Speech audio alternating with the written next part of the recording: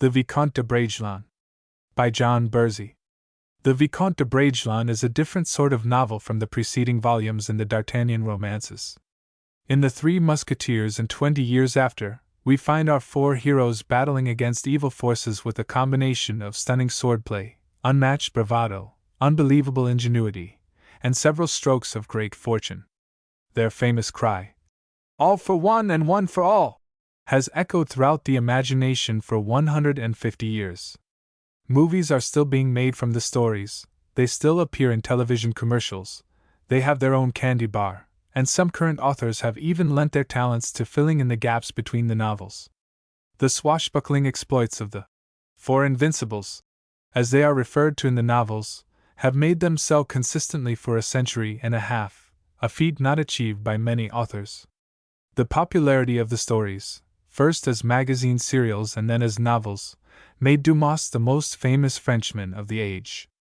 The heroes and villains are clearly defined, and it is never difficult for the readers to know who to cheer for as the drama unfolds in the theater of the mind. Dumas himself resembled, as much as one could in the 19th century, his swashbuckling heroes. Before he embarked on the series, he was already considered one of, if not the greatest dramatists in France. He had fought in one of the many revolutions in France at that time, and would later run guns in an Italian revolution. His unerring sense of drama had brought him theatrical acclaim the world over, and when he switched to novels, that same sense never steered him wrong. For the entirety of the D'Artagnan romances, he had a collaborator, named Maquet, who did much of the historical research. But the many charges leveled against Dumas that he ran a literature factory are blatantly false. Once he got his historical framework, Dumas injected the story with his own energy and breathed life into it, many times ignoring the strict dictates of historical fact for the necessity of crafting the drama as he saw fit. Indeed, The Three Musketeers and 20 Years After bear many structural similarities.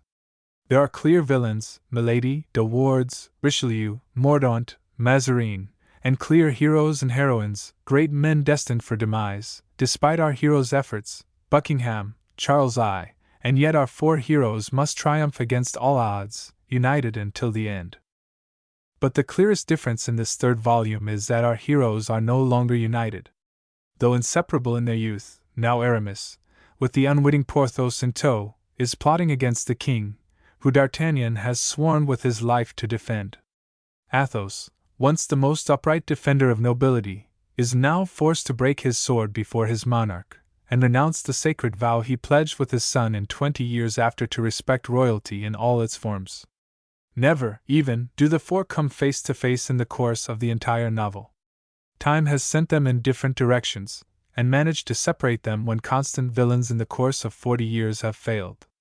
Dumas uses this division of his heroes to skillfully insert his own opinions on that phase of French history, which in many ways paralleled the time he lived in himself. Although Dumas's distinct storytelling talents are as evident as in the former novels, Dumas sets the twilight of his characters in the dawn of a new age, exploiting the contrast as a form of social commentary. The four former musketeers are now drawn to each represent a virtue. D'Artagnan is loyalty, Athos is nobility, Porthos is strength, and Aramis is cunning. When Louis XIV dishonors Raoul and casts off Athos, he sheds the ideal of nobility, as he in reality broke the power of the French nobles and brought the entire country under his control. When he tames D'Artagnan, as Aramis and Porthos are fighting for their lives at Belle Isle, he symbolically gains the loyalty of his servants, which he would keep during his long reign. When Porthos meets his demise at Belle Isle, strength is no longer a virtue prized in France, as industry, in the form of Colbert, and cunning, in Aramis, now become the hallmarks of the time. When Fouquet falls, so does generosity. When Louis takes Louise as his mistress, condemning Raoul to his death, fidelity dies with the poor young cavalier as innocence is corrupted. As D'Artagnan, Raoul, Athos, and Porthos meet their ends, and only Aramis is left alive, Dumas indicates the death of these noble virtues in France, virtues that he urged his contemporaries to assume again in his own time. This new generation that comes with the ascension of Louis XIV is, indeed, pale in comparison to the times in which the four musketeers had their great exploits. D'Artagnan and Athos are endlessly commenting on these youngsters, always unfavorably, and they are generally accurate. Raoul, the true son of Athos, and the symbolic son of the four, is never as quick to draw his sword as D'Artagnan would have been at that age, though he is equally as skillful in its use. Although he loses his one true love, Louise, as D'Artagnan did 40 years ago, Constance, this loss kills the younger hero. He is more thoughtful, more sensitive, and thereby weaker. The villains, too, are watered down. De Wardes, certainly the most evil character in the novel, pales in comparison with the great villains D'Artagnan and his friends had to face. Colbert, though ugly, ill-humored, and set to ruin the kind, generous, affable Fouquet, is actually a blessing in disguise, and it is through his great works that France is ready to rise to ever greater glory in the coming reign. The Chevalier de Lorraine, always a disruptive influence, is checked not through confrontation or daring intrigue, but by artful court maneuvering. De Guiche, Raoul's loyal friend, and as consummate a nobleman of the new reign as one might expect to find, is more concerned with his love affairs and his own happiness than his role in safeguarding Raoul's honor. Though he does fight De Wardes in the only illegal duel in the novel, he loses, and does nothing to help Raoul when the king's treachery is discovered. An age has affected the four heroes, too. D'Artagnan pulls off his masterstroke in England not with his four friends by his side and sword drawn, as he did in the former novels, but with stealth and cunning. He defeats De Wardes not by a duel, which would be his ordinary mode of operation, but by outwitting him. The only scenes that are reminiscent of the times of former glory are the riot at the execution, where D'Artagnan, with Raoul by his side, defeats a whole mob, and Aramis and Porthos's desperate final stand in the grotto. But even these are tainted. D'Artagnan's action ends up going against the values he would have prized, had he known the truth, and the events in the grotto cost Porthos his life. But these differences in the times and the changes in our heroes as they age do not detract from the work, but rather enrich it. It is a more mature novel than its predecessors, richer in detail due to the slower pacing. The mood, too, is much darker, especially towards the end, when we know that impending doom is approaching for Raoul, as his love affair unravels, and for Aramis and Porthos as their plot is detected. And, of course, the mystery of the man in the iron mask, around which the latter portions of the book are based, is one of the most dark and sinister mysteries in all history. The characters, though they each defend an abstract ideal, are as rich and vivid as they ever were, if not more so, and the depth of emotion that Dumas explores is much wider than in the two earlier books. Porthos was modeled on Dumas's own father, and legend has it that the author wept for 3 days as he was writing the death of that gentle giant. Many readers experience the same, no matter how many times they may have read that passage. Even Aramis, according to Dumas, was moved to shed his first and only tears. Anyone who has ever loved and lost can feel Raoul's pain, and any parent can understand Athos's anguish as he sees his son off to certain death. No longer are characters simply good or simply evil, they are their own entities, sometimes good, sometimes evil. The Duchesse de Chevreuse, once Aramis's close friend and contact at court, the mother of Raoul, now schemes against Aramis, hoping to bring about his downfall. Queen Anne of Austria, once the beautiful, helpless heroine, is now the ailing, sometimes imperial, matriarch of the royal household, tortured by the son she was forced to forsake. In other words, they are human.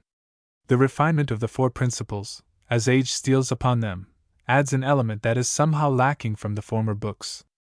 They now hail from different spheres, which lends richness to their portrayal. Aramis is the man of God, with a scheme always in the works.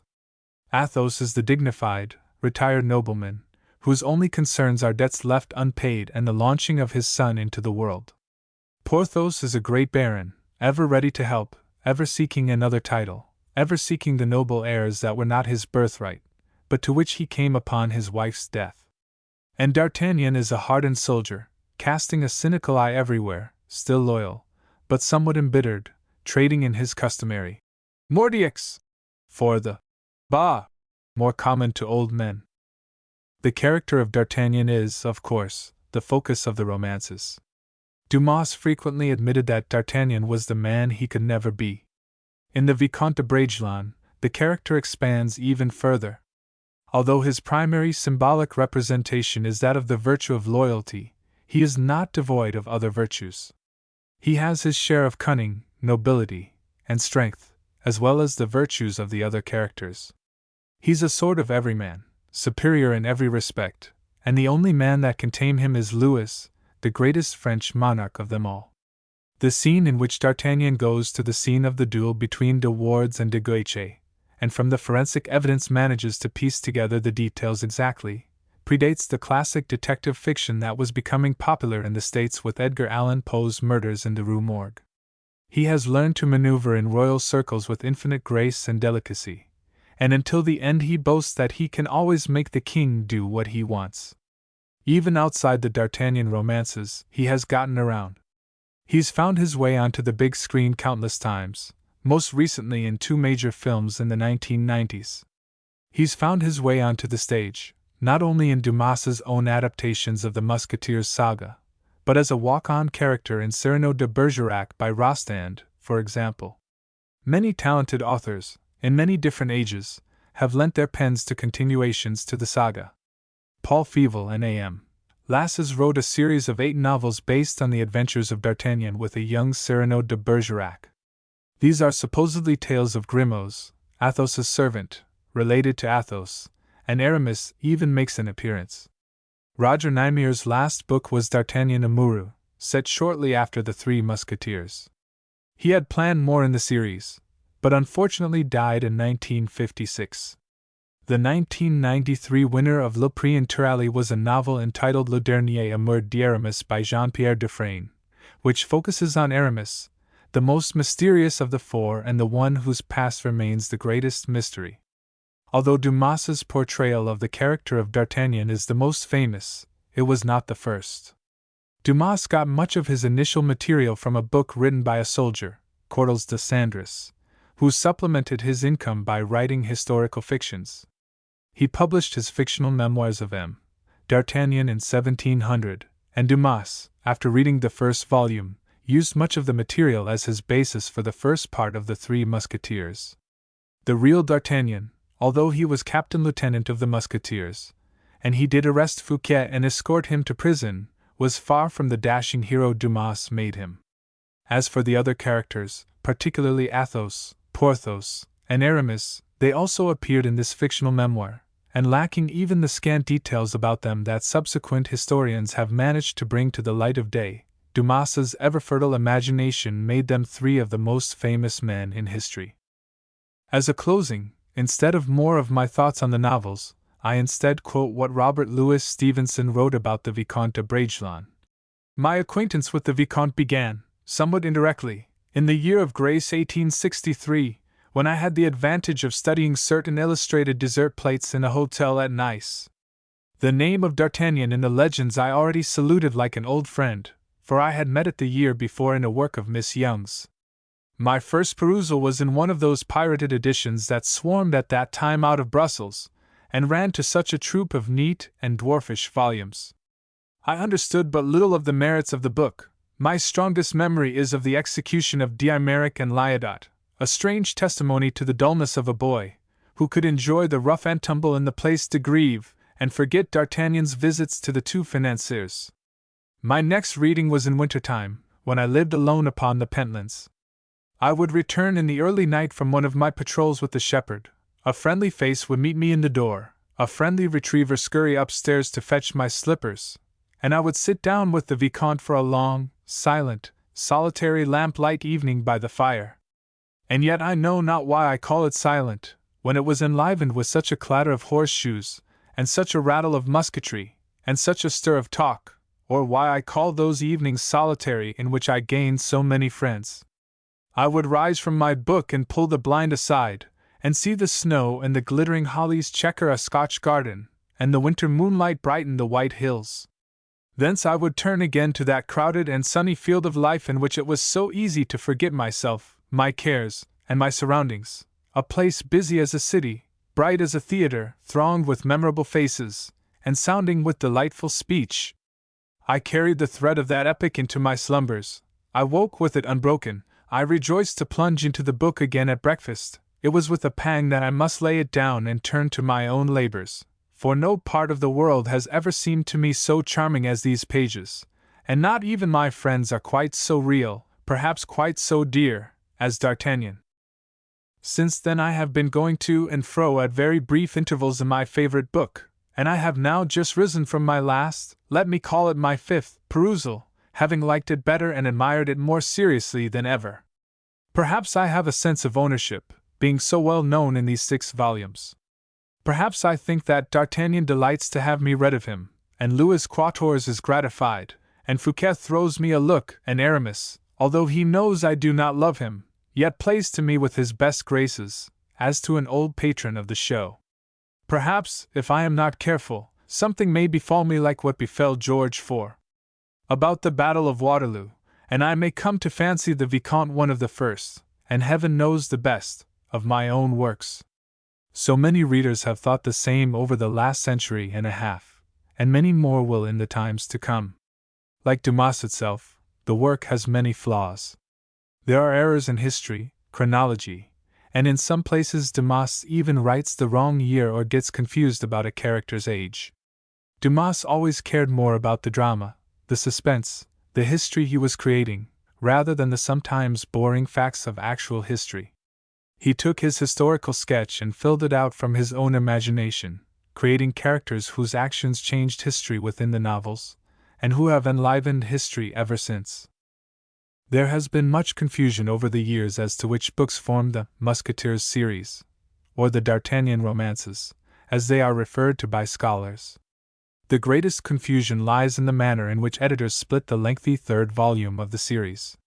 The title of the whole work is the Vicomte de Bragelonne. However, its subtitle is 10 years later, and so some older editions use that as the title.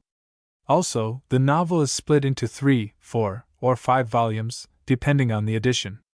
When split into 3 volumes, the titles are The Vicomte de Bragelonne, Louise de la Valliere, and The Man in the Iron Mask.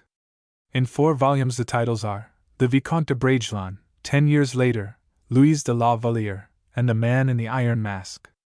The copies of The Man in the Iron Mask that are sold in bookstores today correspond to the last volume of the 4-volume edition. The 5-volume editions rarely give separate titles to the volumes.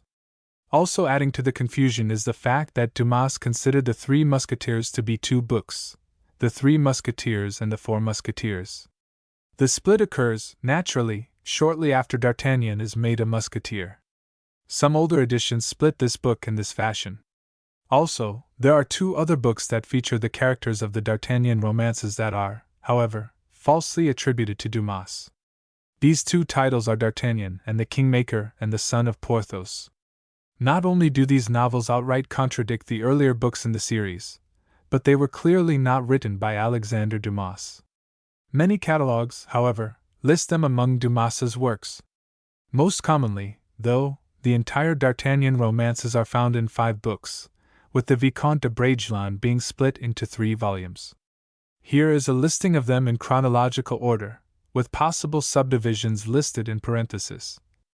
The 3 Musketeers, serialized 1844, The 4 Musketeers, 20 years after, serialized 1845, The Vicomte de Bragelonne, serialized 1847 to 1850, 10 years later, Louise de la Valliere, The Man in the Iron Mask.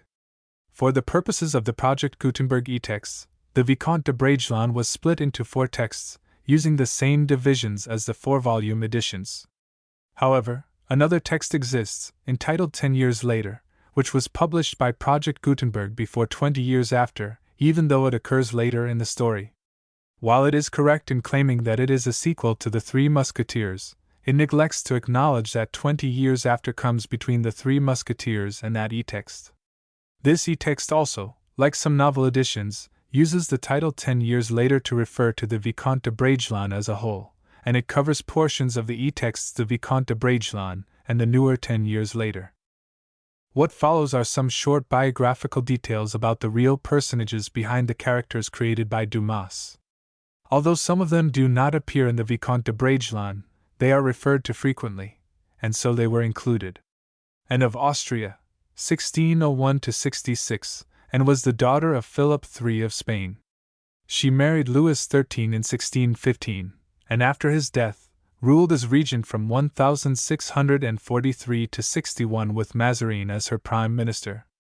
Modern historians reckon that she was almost certainly Mazarin's lover, but no evidence beyond rumor exists of a secret marriage between the two, as Dumas suggests. She died of breast cancer in 1666, though symptoms of her disease did not appear until 1664. She was supposedly in love with the elder Buckingham in around 1646, but nothing suggests that she was actually his mistress, though many thought so.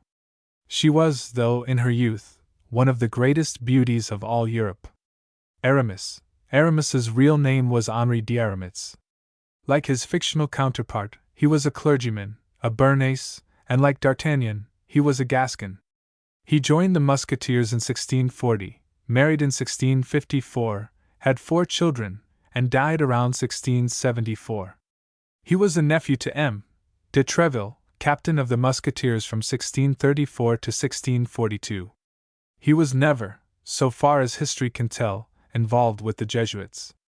A German named Nickel was vicar general from 1652 to 1664, and from 1664 to 1681 an Italian named Jean-Paul Oliva headed the order. Athos was, in real life, Armand de Silig d'Athos d'Hauteville. He was born around 1615, joined the Musketeers at the age of 25, and died in Paris in 1643. He was probably a nobleman, as Athos was, and was a Gascon, as D'Artagnan was, and was also a cousin to M. de Treville, captain of the Musketeers from 1634 to 1642. Dumas claimed, in the preface to The Three Musketeers, to be nothing more than the editor of the memoirs of the Comte de la Fère, presumably the same memoirs Athos is seen working on during the course of the Vicomte de Bragelonne. Basmos, 1613-97. François de Montelzin joined the Musketeers in 1634, where he served with our 4 heroes' historical counterparts. He purchased the post of governor of the Bastille in 1658 for 40,000 livres, not 150,000 as Dumas claims, and held the post until his death. He left a fortune of 2,000,000 livres. Beaufort, 1616–69. François de Vendôme, the Duc de Beaufort, was a grandson of Henry IV. and Gabriel d'Estrées. He was jailed in Vincennes in 1643 for plotting against Mazarin, and he escaped in 1648, with the aid of Athos and Grimaud according to 20 years after. After fighting against the king in the Fronde, he reconciled with the throne in 1653. He died at the siege of Candia. Bellière, 1608–1705, Suzanne de Bruck, Marquis de Plessis-Bellière, called Elise by Dumas, was widowed in 1654. She was very close to Fouquet, and it was she who organized his social engagements, not Madame Fouquet. When Fouquet was arrested in 1661, she was kept under house arrest until 1665. Bragelonne. Dumas's source for the character Raoul de Bragelonne comes from a slight mention of a suitor of Louise de Vallière's while she was still at Blois. The most likely candidate is Jean de Bragelonne, who was an obscure councillor at the Parliament at Rennes. However, there were several other Bragelonnes who were also in the area: Jerome, his son François, both soldiers, and Jacques, Gaston d'Orléans' chief steward. Jean was more than likely related to one of these other Bragelonnes, but historians are not certain as to which. Buckingham, 1627–87. George Villiers, the second Duke of Buckingham, was the son of the George Villiers, Duke of Buckingham, who figured so prominently in The Three Musketeers, and Catherine Manners, then the richest heiress in England. After his father's assassination, he was raised alongside the children of Charles I. He was one of the rakes of Charles I's court, hot-tempered, unpredictable, and bisexual. Though he had great influence over the king, his disputes with the monarch landed him in the Tower on 4 separate occasions. His love for Henrietta and Stuart was well attested, and often drove him to extremities of behavior.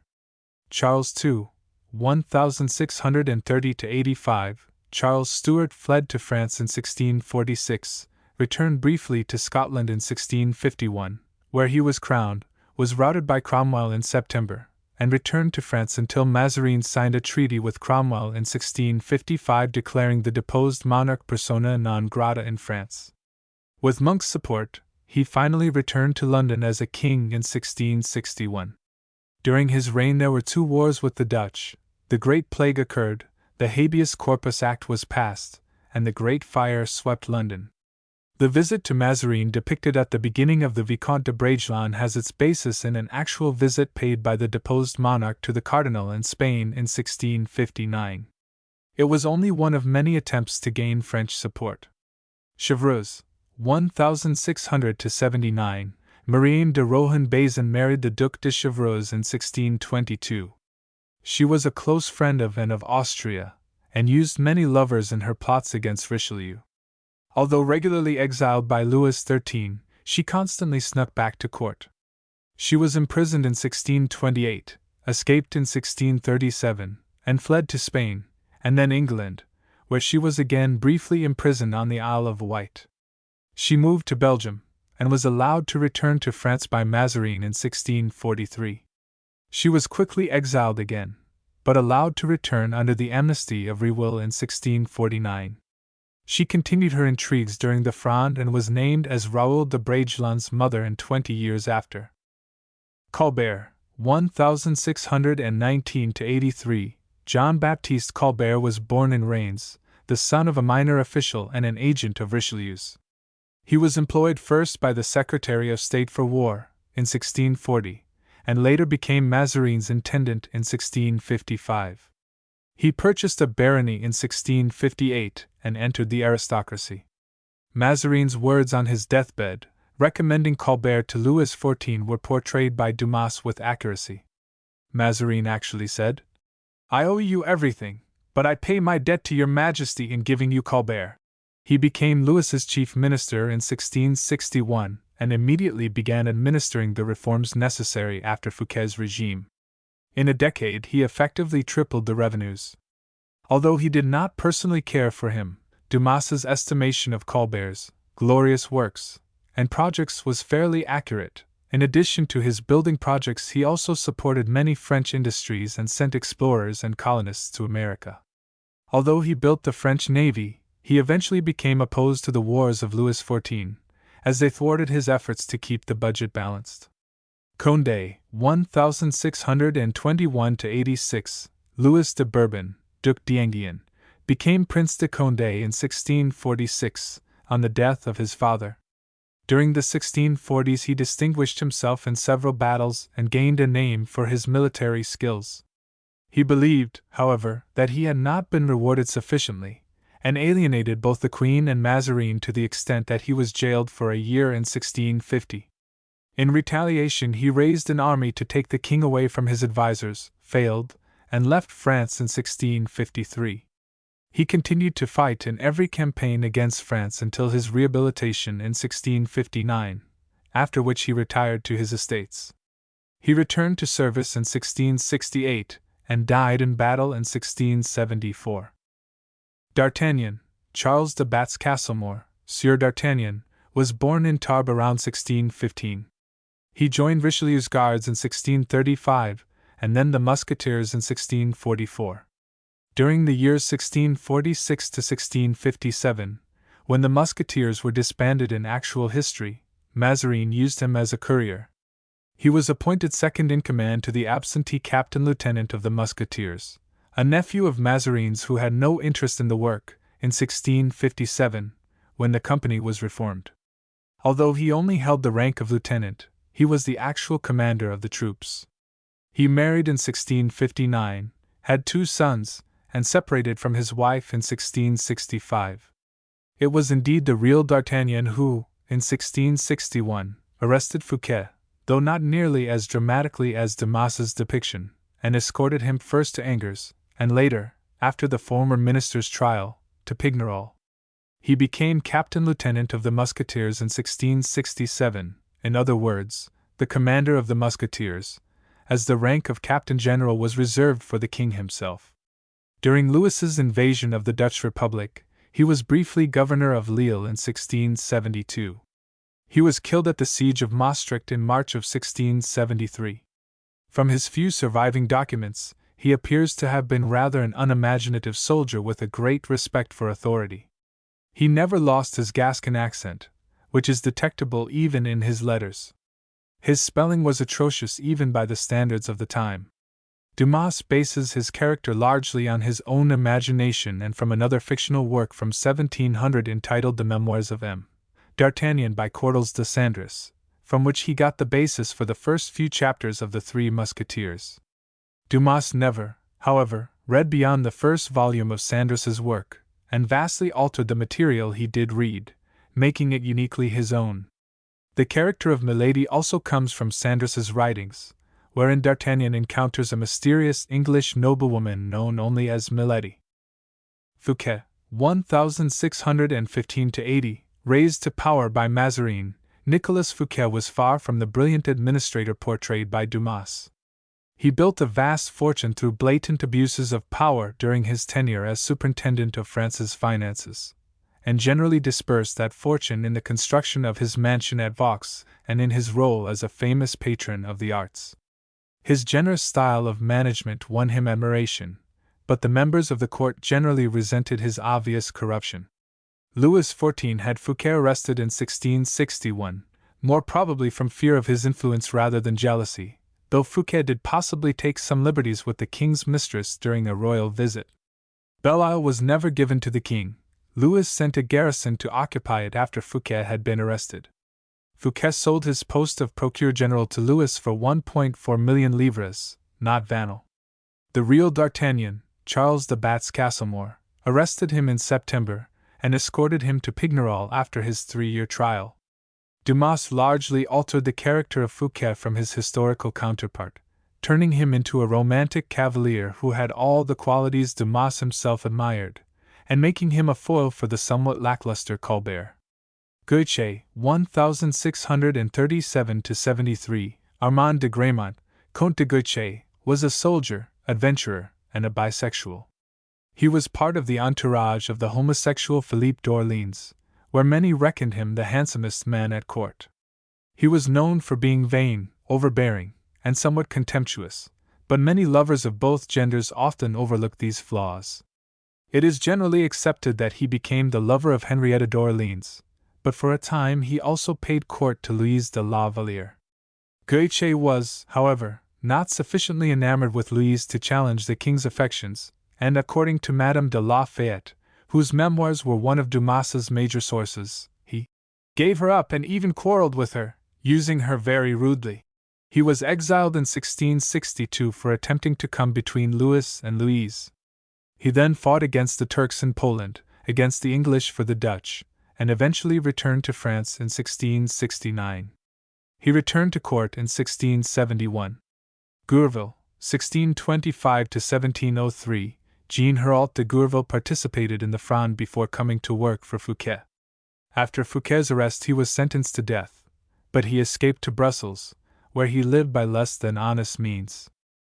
Henrietta, 1644–1670, Henrietta Anne Stuart, daughter of Charles I and Henrietta Maria, Henriette in the text, was left behind at Exeter when her mother fled to France, but her governess smuggled her to France in 1646, where she was raised Catholic.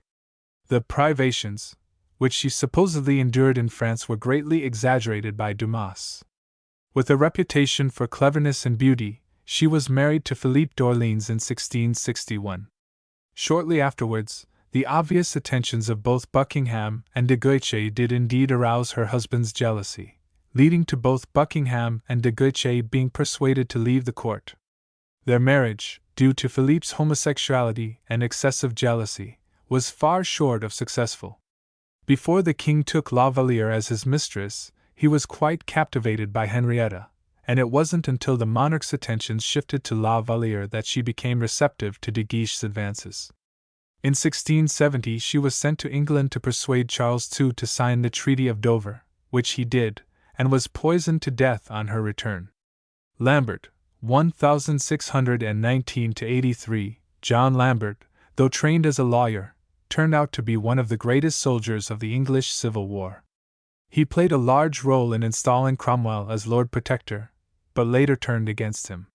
He led disgruntled soldiers against Richard Cromwell, and in October 1659 he dismissed the Rump Parliament, effectively taking control of the country himself.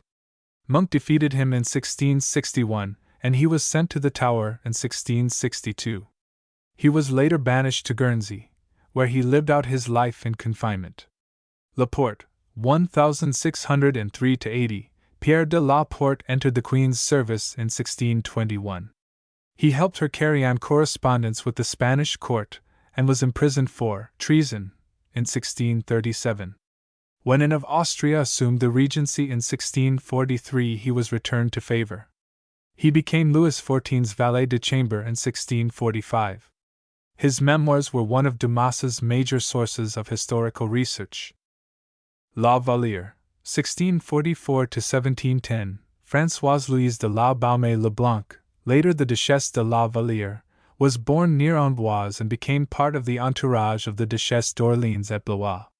There it was rumored that a young man, later identified as Jean de Bragelonne, was in love with her. The affair did not progress far, but Dumas used it as his basis for the character of Raoul de Bragelonne. After the death of Gaston d'Orléans, she moved to Paris, where the Duchesse de Choisy proposed her as Lady of Honor to the new Madame Henrietta. Soon afterwards the king took an interest in her, and she was his mistress from 1661 to 67. They had 4 children together. She was not considered terribly beautiful. She was slim, tall, and had blue eyes and bad teeth. She limped slightly, due to a badly set broken leg, but was reported to dance well. In 1670, after Madame de Montespan had replaced her, she retired from court life. She took the veil in 1674. The Oxford World's Classics edition of Louise de la Vallière, 1998, has her portrait on the cover. Many of the episodes between Louise and Louis, though perhaps chronologically displaced or condensed, were portrayed very accurately by Dumas, including the flight to the convent, the decision of the king and Madame to pretend that he was in love with her, and the king riding beside her carriage during the promenades. Lorraine, 1643–1702. Philippe de Lorraine was called the Chevalier de Lorraine because he once intended to join the Order of Malta. He was the favorite of Philippe d'Orléans for many years, and he received military and ecclesiastical preference as a result. Like Philippe, he, too, was homosexual. He was heir to the Duchy of Lorraine, but stripped of his title in 1662. He protested, and was ordered to leave France. He assumed the title of Duke in 1675, and was recognized by every other European nation besides France. Louis XIV, 1638–1715, Louis de Bourbon, the Sun King, assumed the throne in 1643 after the death of Louis XIII. Anne of Austria ruled during his infancy, with Gaston d'Orléans as her lieutenant governor and Mazarin as her first minister. Mazarin managed to not only preserve the monarchy through the Fronde, but also strengthen it considerably. Upon Mazarin's death in March 1661, Louis determined to rule personally. With Colbert's assistance, he removed the corrupt Fouquet and declared himself the Sun King the following year. His rule of 72 years was the longest of any European monarch. Later in his reign, his wars threatened to bankrupt the state, as well as his legendary excesses, such as the Great Palace at Versailles. He is famous for the quote, "Je suis l'État," meaning, "I am the state." Madame, the title customarily given to the wife of the king's brother. Until 1660 it was given to Gaston d'Orléans' wife, Marguerite. After Gaston's death, it fell to Henrietta of England, and Marguerite was referred to as the Dowager Madame. See also, Monsieur. Malicorne, 1626–94, Germain Texier was the Baron de Malicorne. Although Dumas portrays him as the son of a syndic, he was in fact a squire of the Duc de Guise by 1648. He was also the lover of Mademoiselle de Pons. He married, in 1665, not Montalais, but a daughter from the first marriage of Saint Remy, Louise de la Vallière's stepfather. Mancini, 1640–1715, Marie de Mancini captured the young Louis XIV's heart in 1658, but he was forced to abandon her in favor of a political marriage to the Spanish Infanta Maria Teresa. Her sister, Olympe, 1639–1708, later became one of Louis's mistresses. Dumas misplaces the chronology slightly. Mazarin's nieces were removed from court in 1659. The meeting between Louis and Marie portrayed by Dumas was an amalgamation of two meetings, both of which occurred in 1659. Manicamp, 1628–1708. Louis de Madeleine de L'Espard was the seigneur of Manicamp, and later the Comte de Manicamp. He was a soldier, who fought with Condé at Lens, and a few other battles. He lost an arm at Charenton in 1652. Dumas took the name for one of his characters, but preserved nothing else. Maria Theresa, 1638–83. Maria Theresa of Austria was the daughter of Philip IV of Spain. She married Louis XIV on June 6, 1660, to promote a French-Spanish alliance wrought by Mazarin. The king's constant infidelities caused her a great deal of anguish, as she was truly in love with Louis XIV. In real life she was quite pious and preferred to devote most of her life to good works. Dumas found her quite boring, and relegates her to a minor character. Mazarin, 1602–61. Jules Mazarin was a diplomat in the service of the Pope when he was sent to negotiate with Richelieu in 1630. He became Richelieu's protégé, and was naturalized French in 1639. In 1641 Richelieu had him named a cardinal as well as his own successor. It is generally accepted that he became and of Austria's lover, though not, as Dumas suggests, her secret husband. He was not, actually, an ordained priest. He raised taxes, aroused the jealousy of the nobles, and was an Italian, all of which made him extremely unpopular with nearly every class of the French people. Most considered him to be extremely self-serving and quite greedy. His private fortune is estimated at between 13 and 40 million livres. His diplomatic skills, however, were considerable. Abroad he furthered French interests in southern Germany by ending the 30 Years' War in 1648, and allied France with Cromwell in 1654. At home he maneuvered the monarchy through the Fronde, leaving it stronger as a result. The priest who attended him on his deathbed insisted that he died in the true faith, though he was reckoned during his life more of a philosopher than a Christian. Mitchin Marie, the pseudonym of the Duchesse de Chevreuse in The Three Musketeers. Monk, 1608–70. George Monk was a career soldier who served under Cromwell and, as a reward, was made Governor of Scotland in 1654. In 1659, as disorder in England was rising steadily, he decided to step into the fray, and marched south in January, 1661, with 6,000 men.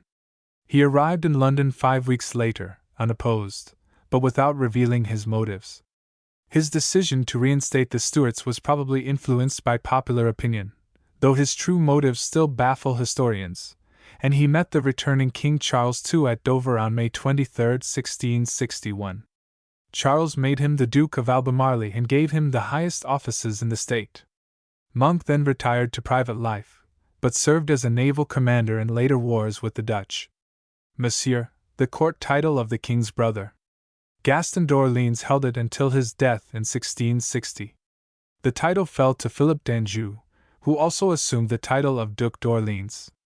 Montalies, Nicolette Constance de Montalies, called or by Dumas, was, like La Vallière, a maid of honor at the court of Gaston d'Orléans. In 1661 she entered the service of Henrietta d'Orléans, and shared an apartment with La Vallière. She became La Valliere's confidante, and used the information thus garnered to her own ends. She was known as a notorious schemer, and the historical record does indicate that she was in love, at least for a time, with a man named Malicorne. Montespan, 1641–1707. Françoise Athénaise de Roquecourt de Mortemart was born at the Château de Tonnay-Charente. She was a maid of honor at the marriage of Philip d'Orléans and Henrietta Stuart in March, 1661. In 1663 she married the Duc de Montespan et d'Antin, and replaced La Vallière as the king's mistress in 1667. Orleans, Gaston d. 1608–60, Gaston Jean-Baptiste de France, Duc d'Orléans, was the younger brother of Louis XIII.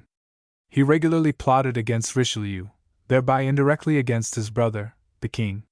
He became lieutenant governor of the kingdom when Anne of Austria assumed the regency in 1643. He supported Anne during the First Fronde, but turned against her in the Second, for which he was exiled to Blois in 1652. He reconciled with the court in 1659. Aramis judged him as a man void of courage and honesty, a view shared by his contemporaries. The Cardinal de Retz said of him that he had everything a gentleman should have, except courage. His presence in the novel is entirely fictional. He died in February, 1660. Orleans, Philippe d. 1640–71, Philippe, called Philip by Dumas, was the second son of Louis XIII and Anne of Austria, and Louis XIV's younger brother. He was Duc d'Anjou until 1660 when his uncle, Gaston d'Orléans, died, leaving the title of Duc d'Orléans and the court title of Monsieur to him. He married Henrietta Stuart of England in 1661, but his homosexuality and jealousy ensured that the marriage was less than ideal, to say the least. Polisson, 1640–1701, Paul Polisson, called Polisson by Dumas, was part of Fouquet's literary circle and a member of the French Academy. Disfigured by smallpox in his youth, his ugliness brought him a sort of fame. After Fouquet's arrest, Polisson wrote quite spiritedly in the defense of the former superintendent of finances. He was rewarded for his loyalty with 5 years in the Bastille. He subsequently regained the royal favor, and became the historiographer royal. Richelieu, 1585–1642, although he does not appear in the Vicomte de Bragelonne, Armand Jean du Plessis, Duc de Richelieu, is mentioned several times. He was an admirer of Machiavelli and, under the reign of Louis XIII, he became the most powerful man in France. He greatly strengthened France both at home and abroad, and named Mazarin as his successor shortly before his death. In The Three Musketeers, it is he who lays the snare for Anne of Austria involving the famous diamond studs given to the Duke of Buckingham. D'Artagnan and his 3 friends rescue the Queen from this embarrassing predicament. Saint-Ignan, 1610–87, François de Beauvilliers, the Comte de Saint-Ignan, was a former governor of the Touraine. He finally realized his ambition, mentioned by Dumas, of joining the French Academy in 1663. Before becoming first gentleman to the king's bedchamber, he was part of Gaston d'Orléans's military household. Though quite a few years Louis XIV senior, he became the young king's chief purveyor of pleasures. Saint-Remy, Françoise Le Prévôt de la Coutelet became Madame de Saint-Remy following her 3rd marriage. Her first was to a man named Besnard, a councillor of the Parliament at Rennes. Her 2nd marriage was to Laurent de la Baume le Blanc, lord of the manor of La Vallière. He was Louise de la Valliere's father. Laurent died in 1651, and in 1655 she married Jacques Courrevel, Marquis de Saint-Remy, first chamberlain to Gaston d'Orléans. After Gaston's death, they both moved to Paris. Treville, 1598–1672, Arnaud Jean Duperre, Comte de Troisville's, written and pronounced Treville, does not appear in the Vicomte de Bragelonne, but he was D'Artagnan's, both the real and fictional, predecessor as captain of the Musketeers. He was a career soldier and, like D'Artagnan, a Gascon. He was appointed captain-lieutenant of the Musketeers in 1634. The rank of captain general was reserved for the king, and was exiled in 1642 for opposing Richelieu. Mazarin disbanded the Musketeers in 1646, an historical fact ignored by Dumas, and Treville retired to Foy as its governor. In The Three Musketeers, which adds about 10 years to the ages of the historical counterparts, it was in Treville's office that the first meeting between D'Artagnan, Athos, Porthos, and Aramis occurred. Vanel, 1644–1703, Anne-Marguerite Vanel was the daughter of Claude Vanel, a magistrate in the Paris Parliament, and became the wife of Jean Coiffeur, a member of the Royal Audit Office, in 1654. Contemporaries described her as a Dainty and extremely pretty young woman with a lively and very witty turn of mind. She was Fouquet's mistress during the 1650s, and later transferred her affections to Colbert. Her high spirits annoyed Colbert, and he passed her off to his brother. Wards, 1620-88. François-René Crespin du Bec was the Marquis de Wardes, and a noted schemer and bold liar. Some women, though, including Madame de Motteville, found him charming. Dumas creates two characters out of the historical de Wardes. The father plays a prominent part in the Three Musketeers and 20 Years After, and the son in the Vicomte de Bragelonne, though they were, in reality, the same man. He was named governor of Aigues-Mortes in 1660, and was banished there a few years later following a court scandal.